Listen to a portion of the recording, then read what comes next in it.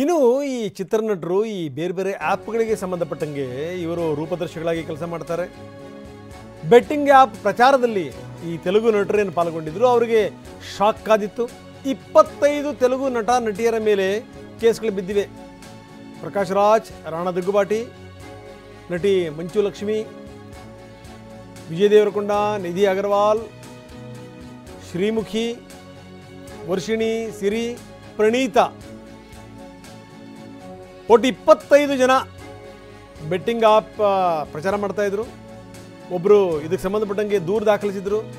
ಇಂಥವರೆಲ್ಲ ಮಾಡಿಬಿಟ್ರೆ ನಮಗೆ ಪ್ರೇರಣೆ ಆಗುತ್ತೆ, ಸಾಲ ಸೋಲ ಮಾಡಿ ನಾವು ಇದನ್ನು ಆಡ್ತೀವಿ, ಇದಕ್ಕೆ ನಾನು ಕೂಡ ಸಾಕ್ಷಿ ಅಂತ ಸಂಬಂಧಪಟ್ಟಂಥ ವ್ಯಕ್ತಿ, ಕಂಪ್ಲೇಂಟ್ ಕೊಟ್ಟಂಥ ವ್ಯಕ್ತಿ ಅದರಲ್ಲಿ ನಮೂದಿಸಿದ್ದ.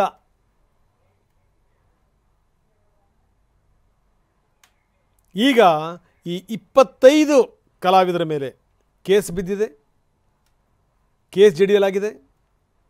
ಅದರಲ್ಲಿ ಪ್ರಕಾಶ್ ರಾಜ್ ಇದ್ದಾರೆ, ರಾಣಾ ದಗ್ಗುಬಾಟಿ, ಪ್ರಣೀತಾ ಸೇರಿದಂತೆ ಒಟ್ಟು 25 ಜನ 25 ನಟರ ವಿರುದ್ಧ ಪ್ರಕರಣ ದಾಖಲಾಗಿದೆ. ಹೀಗಾಗೇ ಈ ದುಡ್ಡು ಸಿಗುತ್ತೆ ಅಂತ ಯಾವ್ಯಾವುದೋ ಆ್ಯಪಿಗೆ ರೂಪದರ್ಶಿಗಳಾಗ್ಬಿಟ್ರೆ ಬೆಂಬಲಿಸ್ಬಿಟ್ರೆ ಏನಾಗುತ್ತೆ ಅನ್ನೋಕ್ಕೊಂದು ಬೆಸ್ಟ್ ಎಕ್ಸಾಂಪಲ್ ಇದೆ. ಪಂಜಾಗುಟ್ಟ ಪೊಲೀಸ್ ಠಾಣೆಗೆ ಬಂದರು ನಟಿ ವಿಷ್ಣುಪ್ರಿಯಾ. 3 ಗಂಟೆಗಳಿಂದ ವಿಚಾರಣೆ ನಡೀತಾ ಇದೆ. ಆಕೆಯ ಫೋನನ್ನು ಕೂಡ ಪೊಲೀಸರು ಸೀಸ್ ಮಾಡಿದ್ದಾರೆ. ಪ್ರಶ್ನೆಗಳ ಮೇಲೆ ಪ್ರಶ್ನೆಗಳನ್ನು ಕೇಳ್ತಾ ಇದ್ದಾರೆ. ಯಾವ ಕಾರಣದಿಂದ ಈ ಆ್ಯಪ್ನ ಬೆಂಬಲಕ್ಕೆ ನಿಂತ್ರಿ, ಏನು ಎತ್ತ, ಇದೆಲ್ಲದರ ವಿವರಗಳನ್ನು ಕೂಡ ಕಲೆ ಹಾಕ್ತಾ ಇದ್ದಾರೆ. ವಿಷ್ಣುಪ್ರಿಯಾ ಹೋಗ್ತಿರುವಂಥ ರೀತಿ ನೋಡಿ, ಚಿತ್ರನಟಿಯರು ಸಾಮಾನ್ಯವಾಗಿ ಹೋಗ್ತಾರೆ ಅಂತಂದರೆ ಅವರ ಮನಪು ವಯ್ಯಾರಗಳೇ ಬೇರೆ ಇರ್ತವೆ. ಅವರು ಒಳ್ಳೆ ಡ್ರೆಸ್ ಮಾಡಿಕೊಂಡು, ಯಾಕಂದರೆ ಅವರ ವೃತ್ತಿಯೇ ಹಂಗಿರುತ್ತೆ, ಜೊತೆಗೆ ಅವರು ನೋಡುವಂಥ ಕಣ್ಣುಗಳು ಕೂಡ ದೊಡ್ಡ ಪ್ರಮಾಣದಲ್ಲಿ ಇರ್ತವೆ, ಅಭಿಮಾನಿಗಳು ದೊಡ್ಡ ಪ್ರಮಾಣದಲ್ಲಿ ನೆರೆದಿರ್ತಾರೆ. ಆದರೆ ಈಗ ನೋಡಿ, ಮುಖಕ್ಕೆ ಫುಲ್ ಬಟ್ಟೆ ಸುತ್ಕೊಂಬರ್ಬೇಕು ವಿಷ್ಣುಪ್ರಿಯಾ. ವಿಚಾರಣೆಗೆ ಹಾಜರಾದಂಥ ವಿಷ್ಣುಪ್ರಿಯಾ. ಇನ್ನು ಪ್ರಣೀತಾ ಬೆಂಗಳೂರಿನ ಹುಡುಗಿ, ಆಕೆಗೂ ಕೂಡ ಈ ಬಿಸಿ ತಟ್ಟಿದೆ. ಹಲವಾರು ಜನರಿದ್ದಾರೆ ನೋಡಿ, ನಾವು ಅದನ್ನು ತೋರಿಸ್ತಾ ಇದ್ದೀವಿ ಯಾವ ರೀತಿ ಇದರಲ್ಲಿ ಪಾಲ್ಗೊಂಡಿದ್ರು ಅಂತ. ನೋಡಿ, ಪ್ರಕಾಶ್ ರಾಜ್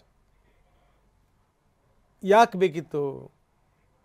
ಮಾತೆತ್ತಿದ್ರೆ 10 ಉಪದೇಶ ಮಾಡುವಂಥ ಪ್ರಕಾಶ್ ರಾಜ್ ರಾಣಾ ದಗ್ಗುಬಾಟಿ ಜೊತೆ ಸೇರಿಕೊಂಡು ಈ ರೀತಿ ಪ್ರಚಾರ ಮಾಡಿದ್ದು.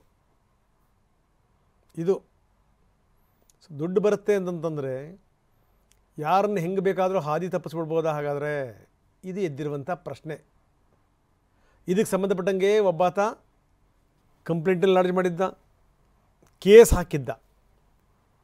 ನನ್ನಂಥವನಿಗೇ ಈ ರೀತಿ ಆಗುತ್ತೆ ಅಂತಂದರೆ ಸಾಲ ಸೋಲ ಮಾಡಿ ಕಟ್ಟಬೇಕು ಅಂತಂದರೆ ಬೇರೆ ಎಷ್ಟು ಜನರ ಮನೆ ಹಾಳಾಗಿರಬೇಕಿದ್ರಲ್ಲಿ ಹೇಳಿ ಅಂತ ಕೇಳಿದ್ದ.